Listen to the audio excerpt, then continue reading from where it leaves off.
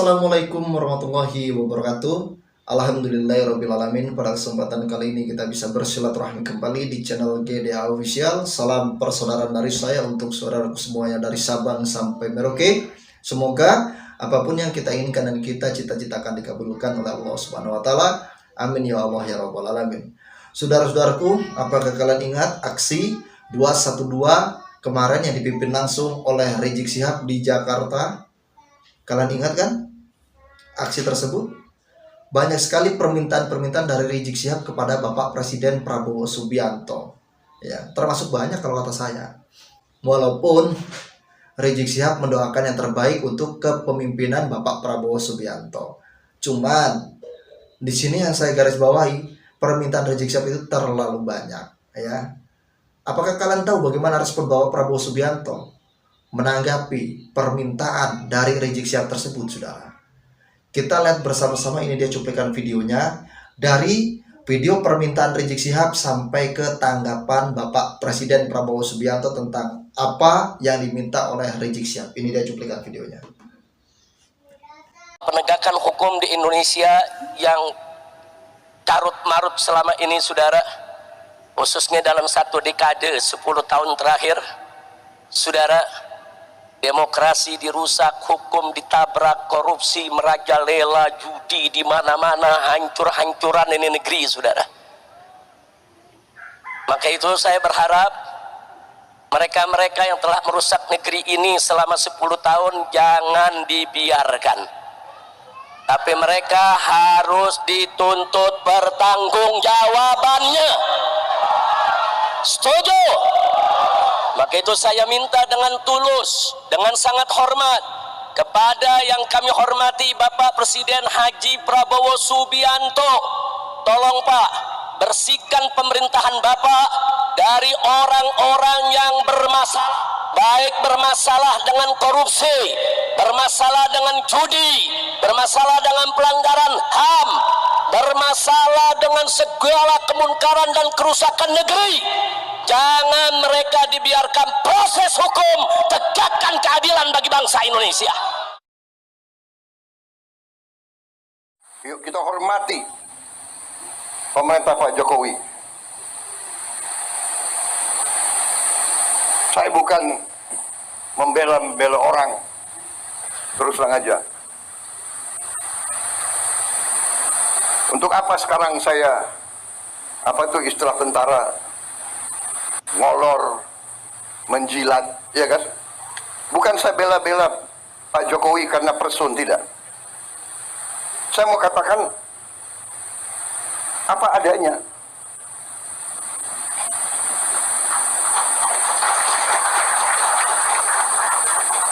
Kalau ada kekurangan, ada, kita semua ada kekurangan. Semua pemimpin ada kekurangan. Jangan memfitnah, jangan menyerang. Kita semua punya kekurangan. Mau buka-bukaan, yang gak enak. Kita diajarkan nenek moyang kita, orang tua kita, mikul dhuwur mendem jero. Orang tua hormati yang baik. Kita sebagai yang muda berani juga ngoreksi, tapi ngoreksinya dengan cara yang baik, yang sopan. Saya kira itu ajaran ustadz-ustadz saya. Saya bukan orang yang terlalu baik. Agama saya akui di depan Muhammadiyah, aku akui. Tapi saya ingat ajaran ustadz-ustadz saya. Tidak boleh dendam, tidak boleh maki-maki, ya kan? Tidak boleh sakit hati, tidak boleh benci. Ya. Tuhan aja memaafkan kok.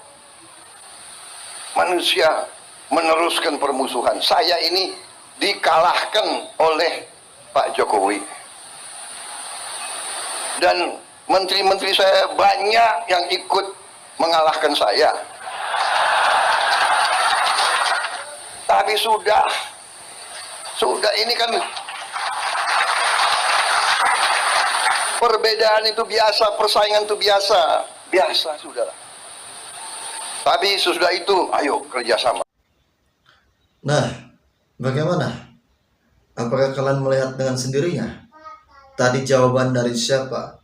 Dari Bapak Prabowo Subianto. Ya, Bapak Prabowo mengatakan apa?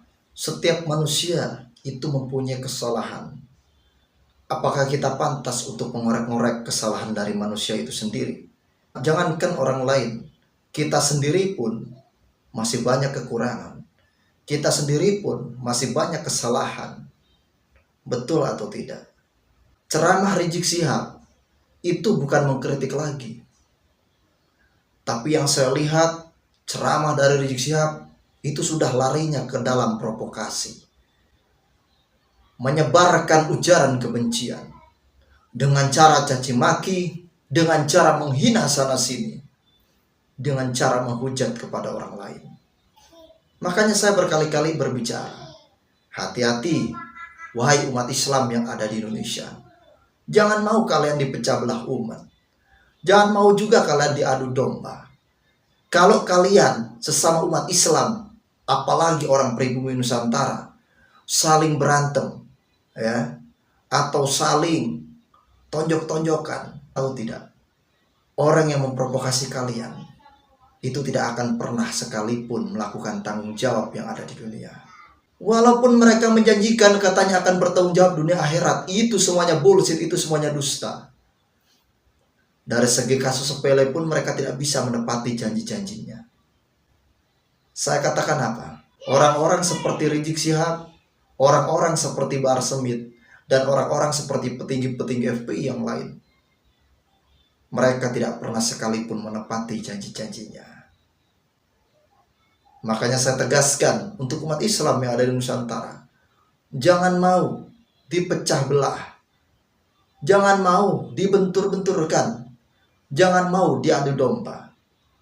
Target mereka yang pertama itu adalah dengan menghapuskan budaya yang ada di Nusantara. Target mereka yang pertama itu. Setelah budaya yang ada di Nusantara mereka hapuskan, target mereka yang kedua adalah dengan membentur-benturkan umat yang ada di Indonesia. Kalau umat sudah terpecah belah, kalau umat sampai berantem, kalau umat sampai perang di Indonesia, mereka hanya sebagai penonton dan mereka tidak akan melakukan tanggung jawab, saudara. Karena itu yang saya lihat dan saya amati sampai sekarang.